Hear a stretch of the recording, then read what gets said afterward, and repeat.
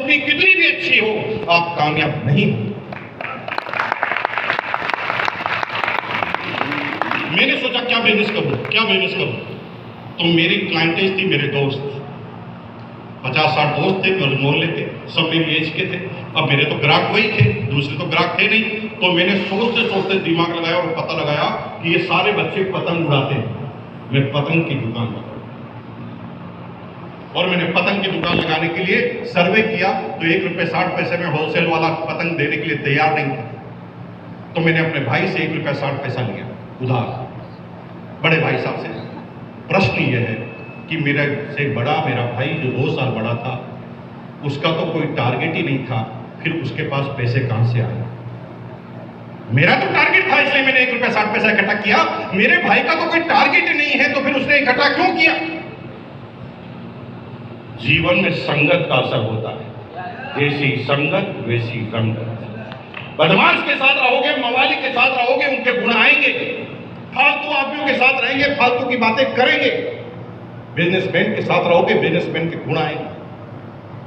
मुकेश कोठारी एक साधारण सा आदमी था, लेकिन अपलाइन ने राय दी कि अपलाइन के चिपक जाओ, और मैं 1 महीना बीसीजी की गाड़ी के चिपक गया, बीसी छाबड़ा जी की। उतरा नहीं, मैंने हर चीज की कॉपी करना चालू कर दिया। पहले बीच में मांग हुआ करती थी, बीसीजी साइड में मांगते थे, हमने मांग को बदल दिया। हमने एक दिमाग नहीं लगाया कि कामयाब आदमी क्या करते हैं, मुझे सब करना है। कामयाब आदमी क्या खाते हैं, मुझे सब खाना है। कामयाब आदमी क्या बोलते हैं, मुझे वही बोलना है। और मेरे बीसी छाबड़ा जी की संगत में रहने से चालू से मेरे दूसरे दोस्तों की संगत से खत्म हो गई। और जब मैं कामयाब लोगों की संगत में आया तो कामयाबी लोगों की तरफ बात करने लगा। आपकी अपलाइन को नालायक मत समझना, आपकी अपलाइन की गाड़ी के चिपक जाना जो सीनियर अपलाइन है, उसके साथ रहने से आप 50 बातें सीख जाएंगे। और मेरे जीवन में ये महत्वपूर्ण बदलाव है। मेरा भाई पैसे किस लिए इकट्ठे किए? क्योंकि मेरे भाई को डर लगने लगा। डर ये लगने लगा कि अमीर तो छोटू बन जाएगा, मैं तो गरीब ही रह जाऊंगा। तो मेरे कंपटीशन में आकर उसने पैसे इकट्ठा करना चाहा, क्योंकि वो मेरी संगत में रहता। उसके दिमाग में आइडिया इसलिए आया कि मैं उसके पार्टनर था। उसने कहा यार ये अमीर अकेला बन जाएगा, मुझे भी बचत करनी पड़ेगी। और जब आप अच्छे लोगों की संगत में रहोगे, अच्छे अच्छे आइडिया। टैलेंट से कोई मतलब नहीं है कामयाबी का। टैलेंट तो झोपड़ी में भी पैदा होता है, टैलेंट तो भगवान की देन है, झोपड़ी में भी बन सकता है, लेकिन उसे माहौल नहीं मिलता। जो कम टैलेंटेड है, लेकिन जब वो देहरादून की स्कूल में पढ़ता है तो वहां पर उसे माहौल बनता है।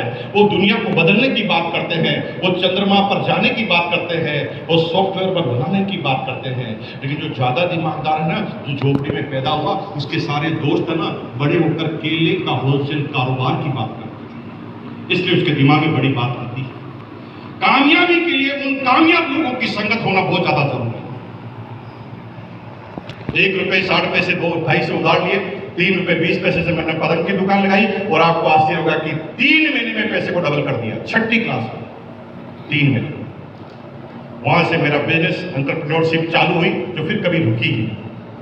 अब मैं हर चीज को पैसों की निगाह से देखता। होली आती थी, लोग कलर